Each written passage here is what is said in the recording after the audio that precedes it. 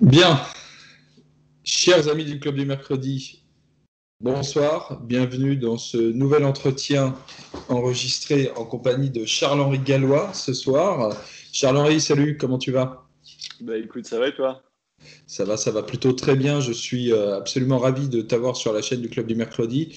Pour que nos auditeurs comprennent bien ce pourquoi nous nous tutoyons, nous avons pendant quelques années ferraillé ensemble aux côtés de François Asselineau au moment où tu étais à l'Union populaire républicaine et nous nous sommes connus sur le terrain comme beaucoup d'entre nous se connaissent, beaucoup de militants de la cause nationale se connaissent, en tractant, en boitant et en animant des meetings. Donc c'est que des bons souvenirs qui remontent au moment où on enregistre cet entretien ensemble. Charles-Henri, tu as un parcours assez riche, puisque pour te présenter brièvement, tu étais membre de l'UPR de 2012 à 2020. Tu as décidé de quitter le parti en juillet 2020, si je ne dis pas de bêtises. Oui, c'est exactement ça. Ouais.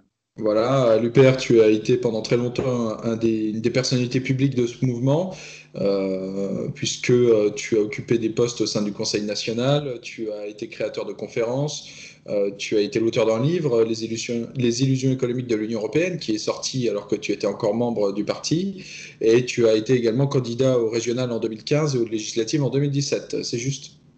Oui, après aussi, j'ai fait à peu près toutes les élections européennes deux fois. Enfin, j'ai fait pas Oui, mal tu étais d'élections, présent. effectivement. Tu étais présent à toutes les échéances électorales, c'est juste, c'est juste. Aujourd'hui, tu es fondateur du parti, ou du mouvement plutôt, on va aborder cette question à la fin de notre entretien Génération Frexit, et tu es contributeur régulier de Front Populaire, et quelquefois on peut te lire également dans la revue Marianne. Oui, enfin, Marianne, c'est des articles, effectivement, et contributeurs plus réguliers sur Front Populaire. Pour nos auditeurs, aujourd'hui, on peut te suivre sur quel réseau? Twitter, Facebook? Il y a Twitter, Facebook et YouTube. Une chaîne YouTube aussi pour des analyses d'actualité. J'ai aussi un Instagram, mais il est privé. Donc, c'est essentiellement Twitter, Facebook et YouTube. Oui, donc pas forcément d'intérêt à te suivre sur Instagram si on est intéressé par ton seul contenu politique. Ok, Charles-Henri, j'ai voulu t'interroger ce soir pour faire un petit point sur la situation économique en place dans notre pays, en place au sein de l'Union européenne. On va revenir sur la question de la fin potentielle de l'Union européenne, ou du moins de la santé de cette union. Mais avant toute chose, j'aimerais t'interroger sur la notion très à la mode de grand reset. On entend parler partout actuellement, et qui plus est dans le documentaire Hold Up, dont au moins tout le monde a entendu, voilà, tout le monde a entendu des échos, qu'ils soient médiatiques ou qu'ils soient directement pris sur Internet. Quelques-uns d'entre vous l'ont peut-être vu, et cette notion de grand reset y est abordée.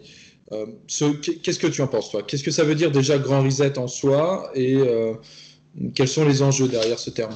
Alors, il y a pas mal de fantasmes, effectivement, on voit ce terme qui circule pour tout et n'importe quoi, pour expliquer qu'il y aurait une sorte de grand complot des élites, quasiment que la crise du Covid-19 serait faite à dessein pour mettre en place ils appellent ça The Great Reset, en fait, on pourrait le traduire comme grande réinitialisation. En réalité, il faut analyser clairement la chose. Le The Great Reset, qu'est-ce que c'est? Déjà, il y a peu de gens qui le savent. En fait, il s'agit simplement à la base d'un ouvrage, un petit peu de thématique pour expliquer la vision du monde et là où doivent aller les gouvernements. Et c'est un ouvrage qui a été publié en juillet de cette année. Il fait quasiment 300 pages par Klaus Schwab et Thierry Malray. Et cet ouvrage, pourquoi en fait il y a toute cette dimension derrière qui fait parler, c'est parce que ce sont des personnes qui sont très intégrées dans le Forum économique mondial de Davos et ils ont une optique finalement de cercle d'influence. Et le cercle d'influence fait toujours un petit peu fantasmer parce qu'il y a une idée de l'esprit qui serait de dire que finalement, il y aurait une élite mondialisée qui aurait un plan caché et qui partagerait les mêmes intérêts. Or, il n'y a pas de plan caché puisque cet ouvrage il est public. Vous allez sur Amazon, vous tapez Great Reset, vous pouvez le retrouver, l'acheter et le lire. Tu l'as lu, toi? J'ai lu, ouais, j'ai lu, ouais. Et il y a des parties, en fait, quand on regarde, en plus, quand on analyse l'élite, effectivement, on peut dire qu'une élite mondialisée a certains intérêts en commun. Typiquement, évidemment, l'enrichissement et une imposition et des taxations faibles sur les hauts revenus. Mais il n'en reste pas moins que l'élite au niveau mondial, elle est, euh, elle n'est pas uniforme et homogène, et elle a des différentes conceptions et modèles de société, que ce soit l'élite chinoise, l'élite russe, l'élite même au sein de l'élite française. Tout le monde ne partage pas les mêmes intérêts entre une élite qui fait son argent dans les milieux pétroliers et une dans les énergies plus renouvelables et autres. Il y a des conflits d'intérêts, en fait. Cette image comme quoi il y aurait une élite uniforme, elle est fausse, même s'ils partagent des intérêts objectifs, comme j'ai dit, d'imposition faible et autres. Et en fait, quand on analyse ce livre, c'est intéressant à plusieurs égards, parce que effectivement la théorie que porte ce livre, ou du moins qu'elle veut amener, elle peut être vue par certains comme séduisante et par d'autres comme dangereuse. Pourquoi ça, en fait? Parce que quand on regarde ce livre, il est dit dedans, c'est, comme je l'ai dit, c'est une vision du monde, et c'est une sorte de vision complètement manichéenne. C'est de dire que cette crise du Covid-19, soit elle va amener à un monde bien, en harmonie avec la mère nature, etc., soit un monde comme avant, mais en pire. C'est un petit peu la thèse qui est donnée là-dedans. Sauf qu'il y a des notions, en tout cas, d'un point de vue démocratique qui posent question. Parce que le cadre conceptuel, j'appelle ça le conceptual framework de ce livre, il y a trois notions phares dedans qui sont une interdépendance du monde, la rapidité et la complexité. Et les réponses qui sont apportées en fait par ces deux auteurs, effectivement, sont très loin de l'image traditionnelle de l'Occident qui va être finalement une démocratie libérale et démocratique, qui va être que le libre arbitre des gens et les choix démocratiques vont déterminer l'avenir de la société. Là, on n'est pas là-dedans, en fait, dans cet ouvrage. L'analyse qui est derrière, c'est plus de dire l'interdépendance fait que voilà, il faut finalement, c'est une interdépendance, mais qui n'est pas vue comme des coopérations entre les gens, c'est plus une sorte de repli sur soi des élites, une sorte de technocratie qui déciderait pour les autres. Donc on est très loin des valeurs démocratiques, on est plus proche d'ailleurs d'un régime de type autoritaire, et autoritaire à la chinoise finalement, que de la démocratie libérale. D'ailleurs, Klaus Schwab est un auteur qui a une véritable fascination pour tout ce qui est nouvelle technologie. Il avait écrit la quatrième révolution industrielle, et il est fasciné par cette technologie qui pourrait permettre justement de surveiller s'il y a des épidémies ou autres, de contrôler. Et je pense qu'il est fasciné par le modèle chinois. D'ailleurs, il avait invité à Davos Xi Jinping en 2016, et pour dire qu'il n'y a pas eu une élite complètement uniforme, il s'était attiré d'ailleurs les foudres à l'époque de George Soros, qui est évidemment lui complètement anti-chinois. Enfin, tout ça pour dire qu'il n'y a pas forcément d'élite homogène, mais ça, c'est sa vision. Voilà, l'interdépendance, un repli sur soi des élites. La rapidité, c'est d'aller le plus vite possible pour la prise de décision, notamment pour réagir à des épidémies comme le Covid-19. Et donc, ça veut dire quoi? Concrètement, dedans, ça veut dire que les processus et les institutions démocratiques sont trop lentes, et donc il faut zapper cette étape et aller plus vite. Donc on est dans une sorte de technocratie autoritaire. Ça rappelle un petit peu le modèle de l'Union européenne technocratique, mais avec la rapidité en plus. On sait qu'à Bruxelles, ça Oui. prend généralement ça prend du temps. On le voit encore avec le plan de relance d'ailleurs dernièrement. Et la complexité, là aussi, c'est dans une sorte de délire élitiste, de dire voilà, la complexité, les questions sont trop complexes et le citoyen moyen ne peut pas comprendre, et donc il faut que ce soit cette élite technocratique et éclairée qui décide. Et quand on dit ça, on voit un petit peu le mode de pensée de l'auteur, qui est très, c'est assez paradoxal, qui est très technocratique et autoritaire. Et il va vendre dans l'ouvrage, en plus de ça, cette thématique, c'est un petit peu la mère nature, l'équité, le côté inclusif. Et finalement, on retrouve des valeurs qui partent des gens. Typiquement, quand je dis autoritaire, lui, il dit que ce genre de crise, généralement renforce le rôle de l'État, sauf qu'il est pour un renforcement du rôle de l'État, non pas l'État démocratique au service de ses citoyens, mais un État, encore une fois, technocratique et autoritaire qui imposerait ses vues aux autres. Il y a une notion aussi dedans de fin des États-nations, mais ça, encore une fois, si ça peut être partagé par certaines élites occidentales, c'est pas du tout la vision que peuvent avoir les pays émergents comme l'Inde, la Chine, la Russie, qui sont au contraire très à cheval sur l'État-nation, leur souveraineté, leur indépendance. Donc ils le partagent finalement seuls, même si dans évidemment une optique, une vision mondialiste dans ce qu'ils défendent. Et il y a toute une notion, finalement un plaidoyer écologique qui nous fait limite un plaidoyer pour la décroissance et de lutte contre le réchauffement climatique. Et il explique en gros que le PIB devrait baisser, que le PIB n'est pas forcément un bon indicateur, mais il dit aussi des idées qui peuvent paraître séduisantes, comme quoi, dans le cadre de ces crises, il va y avoir une redistribution des riches aux plus pauvres. Donc il mélange un peu toutes ces notions-là, mais qu'est-ce qu'il en reste au final dans le mode de pensée? C'est qu'on est vraiment vers un mode de pensée autoritaire, et l'écologie telle qu'il la défend, finalement, c'est une sorte d'écologie qui va permettre justement de mettre en place un régime autoritaire et d'imposer les choix aux citoyens, même s'ils ne sont pas d'accord. Donc une sorte de technocratie complètement autoritaire. Ça, c'est la vision en fait qui défend vraiment dans ce livre-là. Et encore une fois, c'est le cercle d'influence. Donc ça veut dire quoi, ce cercle d'influence? Ça peut influencer par-ci, par-là, des lois, une sorte de soft law de certains gouvernements. D'ailleurs, c'est souvent plus poreux pour des institutions supranationales qui n'ont pas de compte à rendre comme l'Union européenne. Généralement, ça va beaucoup moins dans les pays États-nations où le peuple a encore son mot à dire, ou du moins même les dirigeants ne sont pas alignés là-dessus. Donc on est là, mais un cercle d'influence, il n'y a pas de décision immédiate et clairement appliquée. C'est complètement différent d'un État. Un État, quand vous avez par exemple le gouvernement qui prend un décret grand seigneur qui vous permet d'acheter des sapins de Noël, ils réfléchissent encore si vous avez le droit d'acheter les guirlandes et les boules, mais voilà, vous avez un décret qui vous autorise d'acheter des sapins de Noël. Là, c'est tangible, c'est direct. Le sapin de Noël, vous pouvez l'acheter, vous y allez. Ce genre de livre, il en existe d'ailleurs très souvent. Jacques Attali fait souvent des livres un petit peu aussi comme ça, de prospective, où il défend telle ou telle vision. C'est pas pour autant que ça va être appliqué. Donc je pense que c'est ça qu'il faut retenir. Évidemment, le livre en tant que tel, l'ouvrage, c'est clairement une vision du monde, en tout cas, qui n'est pas la mienne.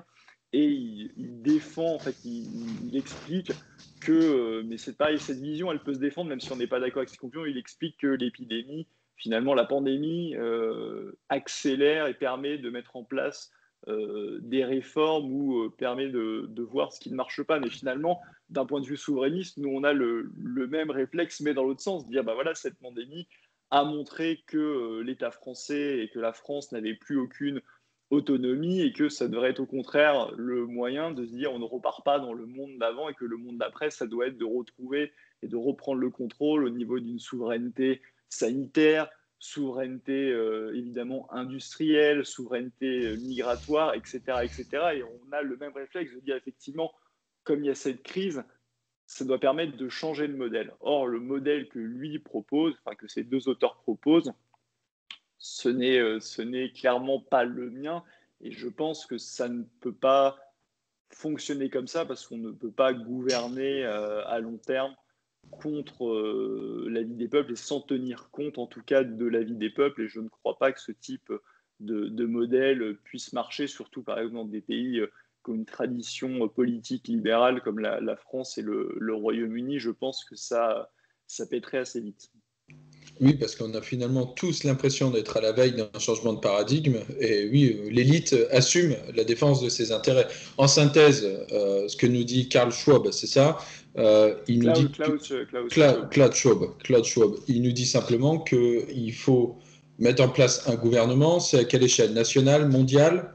Lui, il est dans cet esprit, oui, mondial. Il est dans un état, les États-nations sont dépassés. Cette crise montre que les États-nations sont dépassés, que les problématiques son mondial, donc il est dans cet esprit-là. Mais évidemment, ça montre bien que ce n'est pas un plan caché machiavélique qui va être mis en place quoi qu'il arrive, parce qu'on sait très bien que ce mondialisme-là, la Russie, la Chine, la plupart des pays d'ailleurs en voie de développement, le Brésil, l'Inde n'en veulent pas. Donc c'est plus un vœu qu'une réalité ou qu'un plan qui va forcément s'appliquer.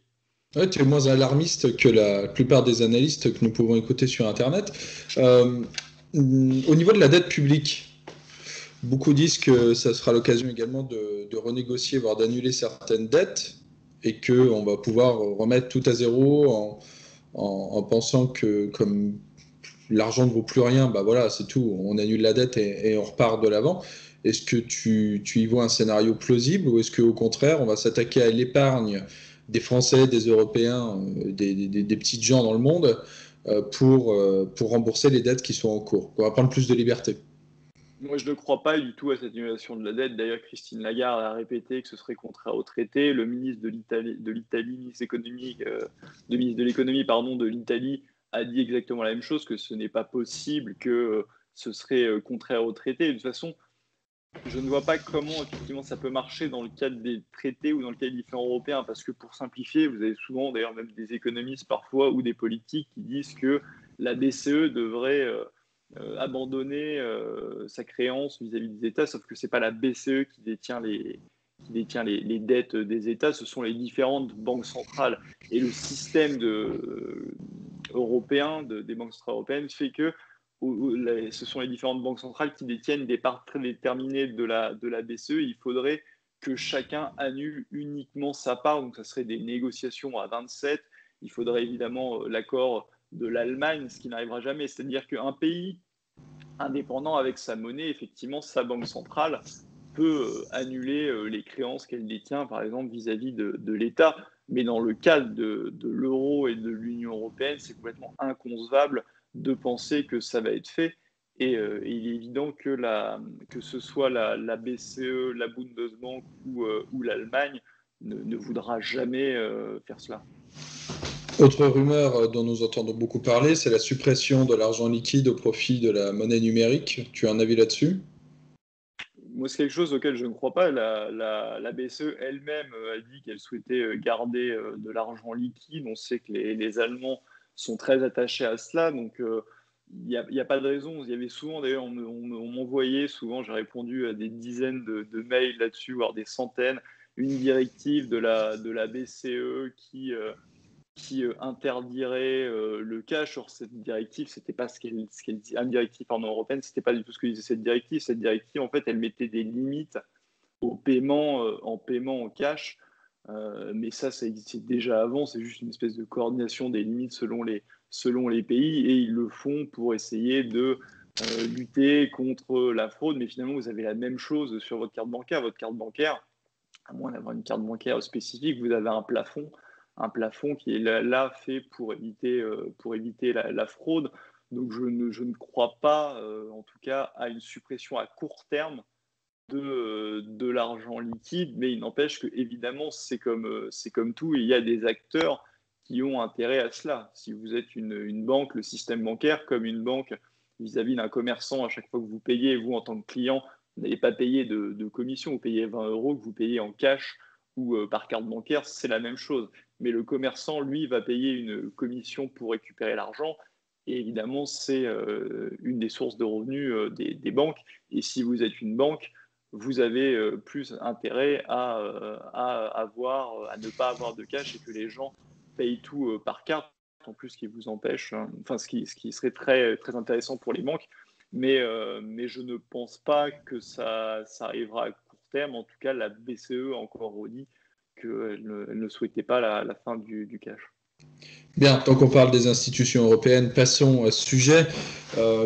Quelles sont les responsabilités, selon toi, de l'Union européenne dans la crise sanitaire et économique en cours? On avait fait un entretien avec Olivier Delorme et un autre avec Florent Philippot à l'occasion du premier confinement. Je renvoie mes auditeurs vers ces deux entretiens que vous pourrez trouver dans la playlist dite de la quarantaine. Bon, eux, ce qu'ils voyaient, ils accusaient l'Union européenne très clairement d'avoir détruit l'hôpital public et d'avoir sapé les liens de solidarité que nous pourrions avoir entre pays. Tu te souviens des diverses polémiques sur les vols de masques, sur le non-envoi des masques, Oui. etc. Aujourd'hui, on a l'impression que ça se passe quand même un petit peu mieux lors de ce deuxième confinement. Est-ce que ce type de polémique existe toujours, mais on n'en entend pas parler? Est-ce que l'Union européenne a encore une influence nuisible aujourd'hui? Qu'en est-il? Bah, disons qu'il y a deux éléments, c'est-à-dire que l'influence nuisible, elle l'a eu, elle l'a encore, même si c'est moins visible à court terme. Elle l'a eu, ça a été dit. Il y a eu 63 injonctions, je crois, qui demandaient de baisser les dépenses dans la santé. Évidemment que l'Union européenne a été un des promoteurs de la casse de l'hôpital public en France, mais sur la gestion en tant que telle, elle a montré effectivement sa nocivité de ce point de vue-là, mais elle a montré d'un point de vue opérationnel son inutilité, on l'a dit, vol de masques, non-fermeture des frontières, qui était une hérésie aussi à ce moment-là, qui l'est toujours d'ailleurs, parce que les Français sont confinés, mais on peut passer les frontières. Et donc l'Union européenne a montré au mieux qu'elle ne servait à rien et au pire qu'elle était nocive, mais je veux dire, ça se ressent encore quand vous cassez l'hôpital public. Enfin, vous n'allez pas résoudre ça en quelques semaines, ça prend des années. Pourquoi il y a eu aussi ce deuxième confinement, malgré ce que disent Olivier Véran et Emmanuel Macron? Si vous aviez une capacité de lits d'hôpitaux et de lits de réanimation plus importante, vous ne seriez pas obligé de reconfiner. Contrairement à ce qu'il a dit, toute l'Europe n'a pas confiné, la Suisse n'a pas confiné, l'Allemagne n'a pas confiné. Donc ce qu'il n'a pas reconfiné, ce qu'il dit est faux. Et il faut savoir que la France a environ 8000 lits de réanimation, quand l'Allemagne on a 25 000. Et les lits d'hôpitaux, c'est pareil. On a, je crois, en 27 ans, il y a eu 100 000 lits qui ont été supprimés parce que tout le monde ne va pas en réanimation. C'est pareil pour accueillir aussi les malades. Vous avez besoin de lits d'hôpitaux. Et en fait, le système a tellement été précarisé que vous êtes obligé, pour ne pas vous retrouver à choisir entre les malades à soigner, de confiner. C'est une solution quasiment moyenâgeuse. Et en plus de ça, il s'est avéré, vous avez certainement vu ça, que là, il y a une sorte de courbe naturelle de l'épidémie et que finalement, le nombre de cas commençait à diminuer avant même les mesures de couvre-feu et de confinement. Et donc, quand Emmanuel Macron a annoncé qu'à la mi-novembre, quoi qu'on fasse, on dépasserait la capacité de lits de réanimation, donc entre 8000 et 9000 personnes en réanimation. En réalité, à la mi-novembre, on était à 4000 personnes en réanimation. Donc, il semble en plus qu'ils ont pris je ne sais même pas si ce scénario existait là, mais qu'ils ont été volontairement alarmistes pour se couvrir dans leur politique de confinement. Et donc, évidemment, il y a une responsabilité européenne et il y a aussi malheureusement une responsabilité nationale parce que la gestion de la part du gouvernement a été absolument catastrophique. Il suffit de se rappeler Emmanuel Macron qui, quelques semaines avant le confinement, expliquait aux Français qu'ils devaient au contraire sortir.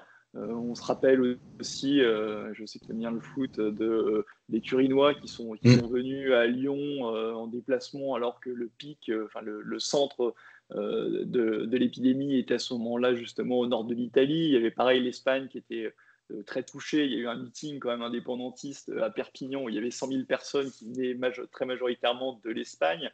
Donc des décisions complètement ubuesques. Vous avez eu aussi plus récemment, quand même, juste avant le deuxième reconfinement, il y avait quand même le secrétaire d'État au tourisme qui incitait les Français à réserver pour les vacances de la Toussaint. Et ils ont quand même reconfiné avant la fin des vacances de la Toussaint.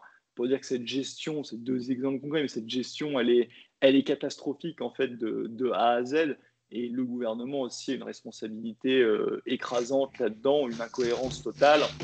On le voit encore au niveau économique sur la fermeture des petits commerces. Il y a d'autres pays ou d'autres régions d'autres régions à l'étranger qui ont décidé de faire autrement. Par exemple, en Catalogne, ils ont au contraire laissé les petits commerces ouverts en considérant que c'était plus simple de contrôler, au contraire, l'affluence dans un petit commerce que dans une grande surface.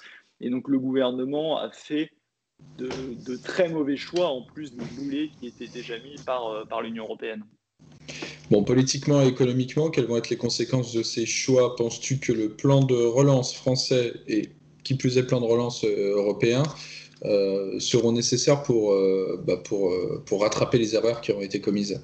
Parce qu'évidemment, ça va nous coûter très cher d'un point de vue du PIB.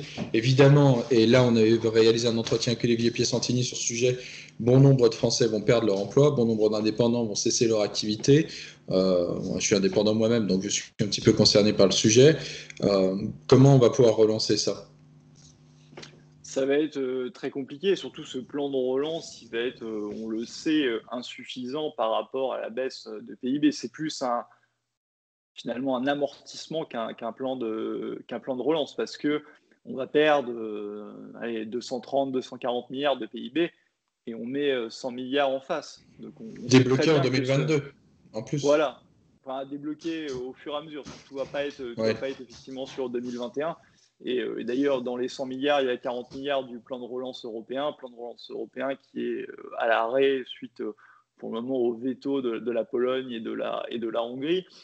Et donc, ce plan, d'un point de vue chiffre, il est relativement insuffisant, et surtout, je ne pense même pas qu'il pourra amortir. Tu en as parlé, les indépendants, on sait que la pauvreté va monter à 10 millions, le nombre de chômeurs va aussi exploser, et finalement, toutes les aides qui sont données, qui sont hors du plan de relance, mais les aides qui sont données à l'heure actuelle, ne suffiront pas en fait au drame et à la troisième vague économique et sociale. Parce que quand vous êtes un indépendant, par exemple, ou vous êtes un restaurateur, on sait qu'il y a peut-être la moitié des restaurateurs qui vont faire faillite. Vous êtes un restaurateur, certes, vos employés, ils sont au chômage partiel, donc là vous n'avez pas de coût là-dessus. Mais tout le reste, les loyers, les factures, l'électricité, etc., vous devez les payer. Et même si vous obtenez les fameux prêts garantis, un prêt garanti, oui, certes, il est garanti par l'État, mais vous allez devoir le rembourser. Donc, en fait, ils vont accumuler une dette, et en plus de ça, ils vont accumuler des pertes parce que voilà, ils ont zéro chiffre d'affaires, et ils ont des coûts qui sont encore là, même s'ils ne payent plus les salariés. Et donc, vous allez retrouver avec des vagues de faillite énormes. Vous allez retrouver avec des plans de licenciement pour les salariés. Donc, vous allez avoir des boîtes qui vont faire faillite, beaucoup plus de personnes qui vont être au chômage. Et le scénario est catastrophe, et les 100 milliards en face de ça ne sont rien. Et c'est d'autant plus stupide si on parle du plan de relance européen là-dedans. On a parlé 40 milliards sur les 100 milliards. Il faut savoir, il faut que les Français aient conscience que ces 40 milliards, ça va coûter 80 milliards à la France. Et Oui, alors détaille-nous ça, s'il te plaît. voilà. Prenons 2 minutes. Réexpliquons. Ça, c'est le b.a.-ba. On en a beaucoup parlé il y a quelques mois, notamment en septembre, lorsque le plan de relance a été annoncé. Mais ça serait bien de refaire un petit peu de pédagogie. Ça va nous coûter 80 milliards d'euros. D'accord. Comment se 80 fait-il? milliards d'euros pour recevoir 40, donc ça va nous coûter 40 milliards d'euros en net. Ok, mais ça nous coûte 40 milliards d'euros. On va recevoir 40 milliards d'euros, mais ces 40 milliards d'euros sont conditionnés à des mesures qu'il faut qu'on mette en place. On a des réformes à faire pour les recevoir également. C'est pas un chèque en blanc. Tu peux nous faire un petit point là-dessus en 3 minutes? Comment se fait-il qu'on ait 80 milliards d'euros à dépenser pour recevoir 40, et qu'allons-nous devoir faire pour recevoir les 40? Alors, je remets dans le contexte, vous avez le grand plan de relance européen qui est censé être de 750 milliards d'euros. Là-dedans, vous avez un volet d'emprunt et vous avez un volet dit de subvention. Dans tous les cas, cet argent-là ne va pas tomber du ciel, ce n'est pas de l'argent européen, etc. Il va devoir être payé. Ils vont faire un emprunt, mais cet emprunt-là, il va devoir être remboursé. Déjà, si on s'arrête 2 minutes sur l'emprunt, c'est complètement stupide, parce que il y a un économiste finlandais qui a montré que l'Union européenne allait emprunter à 1% et quelques, alors que la France, à l'heure actuelle, emprunte à des taux négatifs, c'est-à-dire que quand elle emprunte de l'argent, elle gagne de l'argent. Mais là, il va y avoir dans ce plan de relance, il va y avoir des intérêts à payer. Pour ce qui est des emprunts, finalement, les emprunts, la France ne va rien toucher sur les emprunts, mais ces emprunts doivent être remboursés par les pays. Donc, à moins qu'un pays fasse faillite, disons qu'on n'a rien à payer directement, mais il n'en reste pas moins qu'on est garant, et si un pays fait faillite, la France va devoir mettre la main à la poche. Sur le volet subvention de 390 milliards, la France, là-dedans, elle va payer 20% du montant, parce que c'est sa quote-part au budget de l'Union européenne, ce qu'elle paye habituellement, mais il va falloir en plus payer des intérêts. Parce que, comme j'ai dit, cet emprunt aura des intérêts. Donc, au total, le coût pour la France sur les 390 milliards plus les intérêts, donc capital plus intérêt, la France va payer 80 milliards pour ne recevoir que 40 milliards. Et comme tu l'as dit, c'est d'autant plus délirant. Déjà, c'est délirant en soi de payer 40 milliards de plus. Je veux dire, normalement, le rôle d'un chef de l'État, c'est de défendre les intérêts de son peuple et de son pays. Et il n'y a aucun chef d'entreprise sain d'esprit qui signerait un tel accord. C'est le pire accord de l'histoire pour la France. Donc non seulement on perd 40 milliards dans l'affaire, mais en plus de ça, les 40 milliards qu'on va récupérer, on n'en a pas la libre utilisation, c'est-à-dire que c'est l'Union européenne qui va valider si on a le droit de dépenser dans tel ou tel secteur.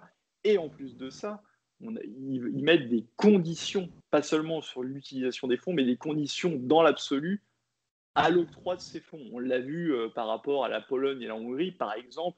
Ils parlent du respect de l'état de droit, mais concrètement, c'était la perte, ils exigent la perte de la souveraineté au niveau total, parce qu'elle existe déjà en Union européenne, mais qu'ils se couchent au niveau de leur souveraineté migratoire, qu'ils se couchent au niveau de leur souveraineté judiciaire. Et pour la France ou les autres pays du sud de l'Europe, qu'est-ce que c'est les contreparties? C'est d'appliquer à la lettre les recommandations économiques que donne l'Union européenne, les fameuses grandes orientations des politiques économiques. Et en gros, normalement, vous étiez déjà obligé de les appliquer sous peine d'une amende de 0,2% du PIB, mais il y avait quand même un processus, pour sauver la face, c'est-à-dire que le gouvernement français donnait son budget, un petit peu comme l'élève qui donne sa copie au maître, et l'Union européenne disait bon, ça va, ça il faudrait le changer, etc. Vous pouvez avoir ça dans votre copie, vous nous l'envoyez. Maintenant, dans ce cadre-là, vous avez vraiment les pieds et poings liés et on vous dit carrément bah voilà, le programme que vous devez appliquer, c'est celui-ci, appliquez-le. Donc en gros, la France paye pour les chaînes qu'on va lui mettre. Donc on est sur un truc complètement délirant alors que un État souverain est libre et pas dans les mains d'un européiste. Vous empruntez ces 80 milliards directement pour la France et vous auriez même gagné de l'argent là-dessus. Et vous auriez pu relancer dès aujourd'hui parce que vous n'avez pas besoin d'attendre que ça soit mis en place au niveau européen, d'avoir des négociations qui n'en finissent plus. Mais en fait, vous payez pour vous massacrer.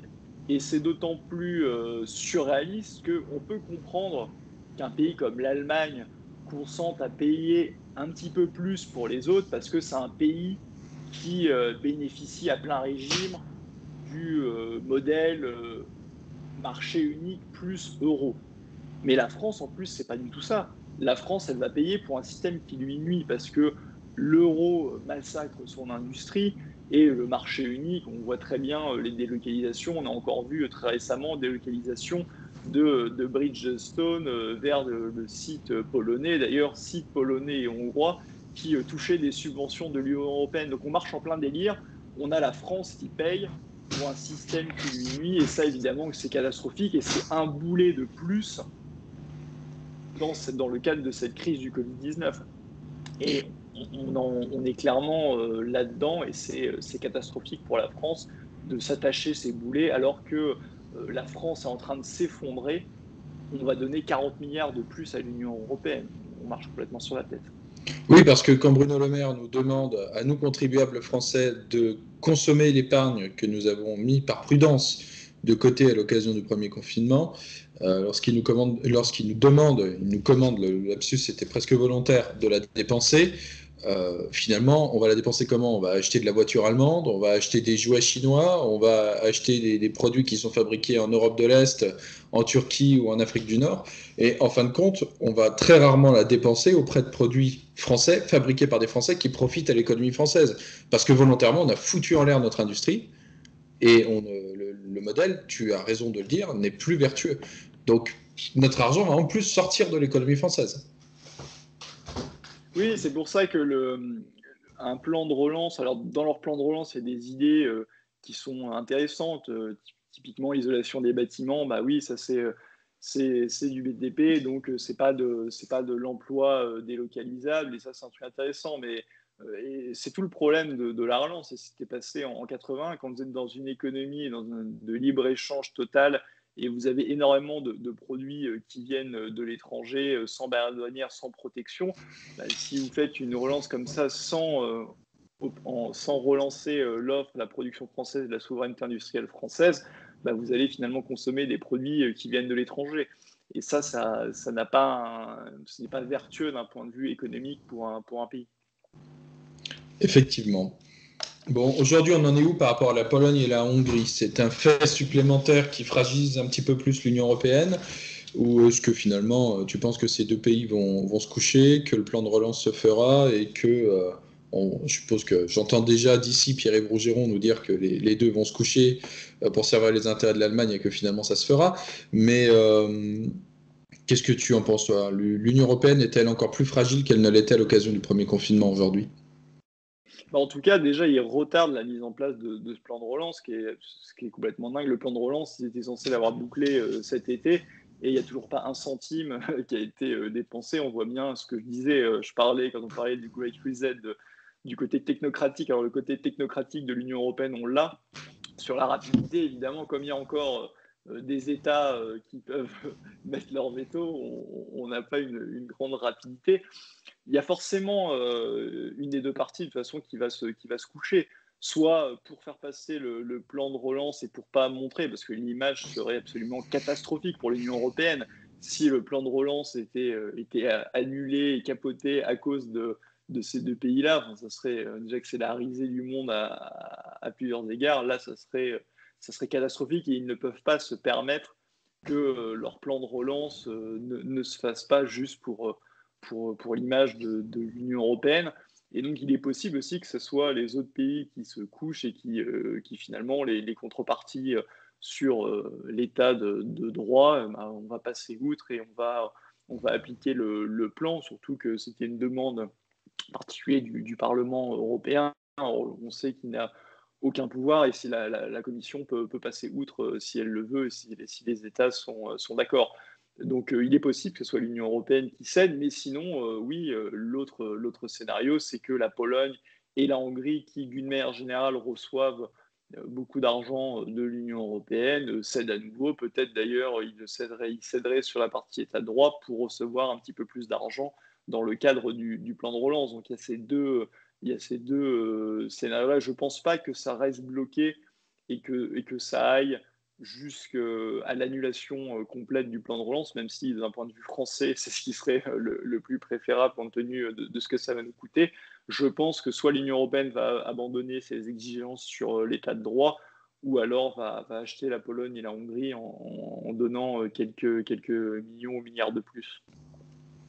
Ok, restons dans l'actualité chaude à propos de l'Union européenne. Il y a des élections outre-Atlantique qui se jouent depuis un petit moment déjà, et on attend le résultat final. Quelles pourraient être, selon toi, les conséquences européennes des élections américaines? Qu'est-ce qui est le plus souhaitable pour nous, que finalement Donald Trump reste en place ou non? Est-ce que vraiment il a eu un impact sur la construction ou la déconstruction européenne? Et est-ce que tu crains, et tu as fait une vidéo là-dessus, l'arrivée de Joe Biden?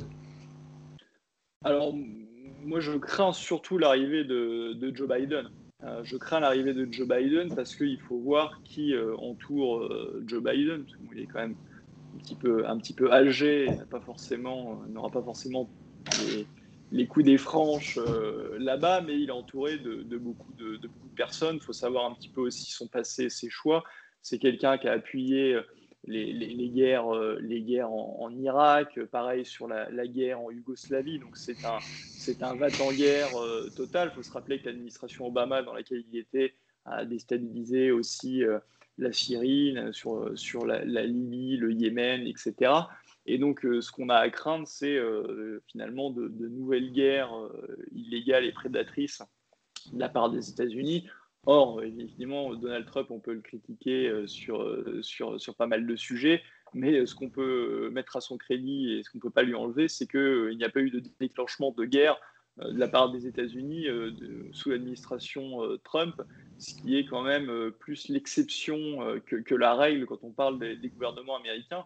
Donc ça, c'est à craindre côté Biden. Après, j'explique dans ma vidéo, parce que c'est surtout je ne sais pas pourquoi certains à gauche s'extasient sur Biden, mais j'explique dans cette vidéo et du coup les téléspectateurs peuvent regarder ça sur cette vidéo, en quoi en plus Biden n'a rien d'un progressiste dans toute sa carrière politique.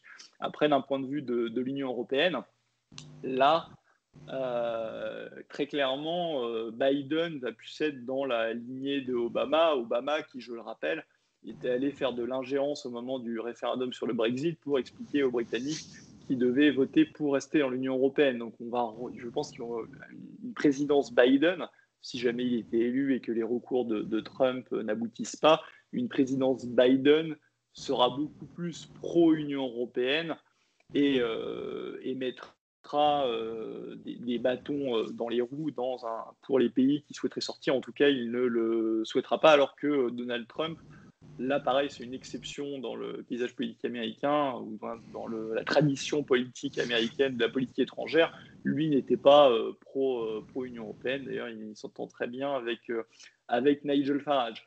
Et c'était assez amusant et aussi triste à la fois, dès qu'il y a eu la proclamation par les médias de l'élection de Joe Biden.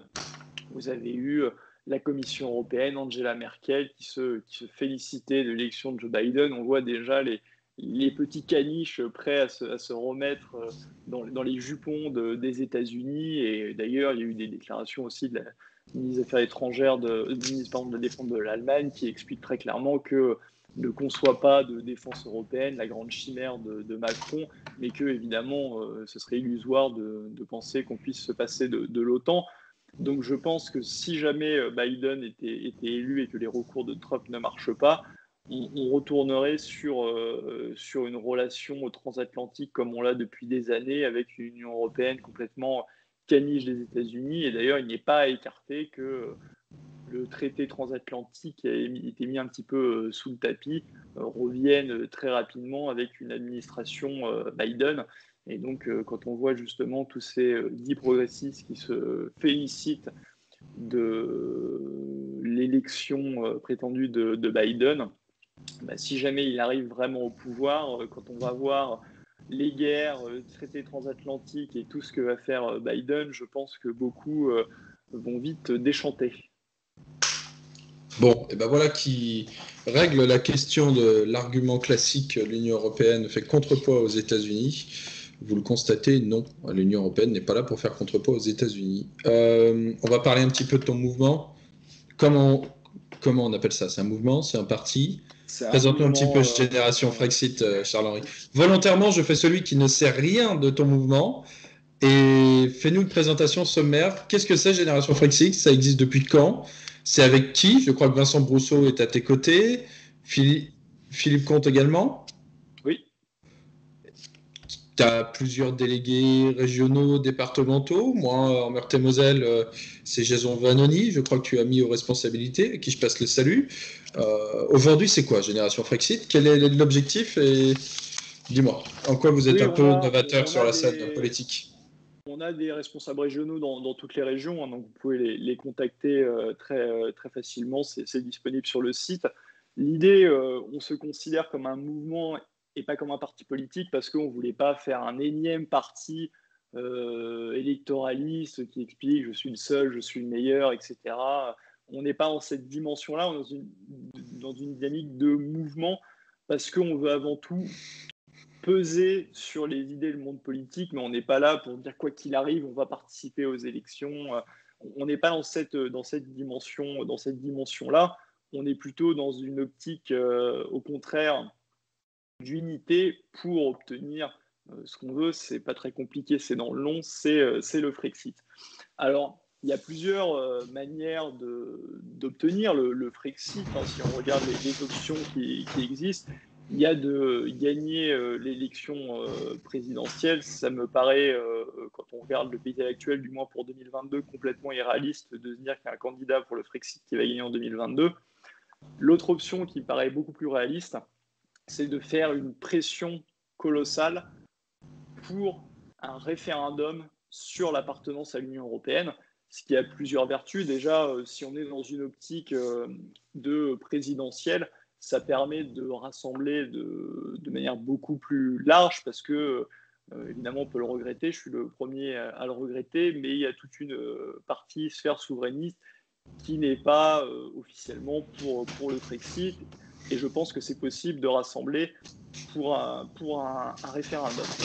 Et d'une manière générale, on ne se met pas dans le jeu politicien. D'ailleurs, je ne sais pas si tu as vu, on a ouvert une pétition en ce sens. Alors, on n'a pas encore fait le lancement officiel, mais il y a une pétition qui a été ouverte pour expliquer pourquoi un référendum sur l'appartenance à l'Union européenne, qu'on soit d'ailleurs pour le Frexit ou non, est nécessaire, légitime et démocratique. Cette pétition, elle a été ouverte le 1er novembre, ce n'était pas une date anonyme, puisque le 1er novembre 1993, c'était l'entrée en vigueur du traité de Maastricht, et donc c'est officiellement la création de l'Union européenne. Les Français avaient voté oui au traité de Maastricht, mais d'une très courte tête. Mais quand on regarde, en fait, les conditions de l'appartenance à l'Union européenne ont radicalement changé depuis ce vote des Français. Il a changé parce qu'il y a eu en 1999 déjà le traité d'Amsterdam qui donnait toute la politique migratoire à l'Union européenne. On sait ce qu'il y a et on peut en parler lors des derniers attentats qui, si un État contrôlait ses frontières, en fait, les personnes n'avaient rien à faire ici. Donc, c'est quand même une problématique de taille. On peut en parler aussi parce que début des années 2000, il y a les pays de l'Est qui sont rentrés, ce qui amène évidemment un dumping social considérable, des délocalisations vers les pays de l'Est. Donc, les conditions ont changé à ce niveau-là. Il y a eu évidemment la crise de l'euro et la mise en place du TSCG, donc une mise sous tutelle totale au niveau des politiques économiques et sociales de la part de l'Union européenne sur les pays de l'Union européenne, en particulier sur les pays de la zone euro.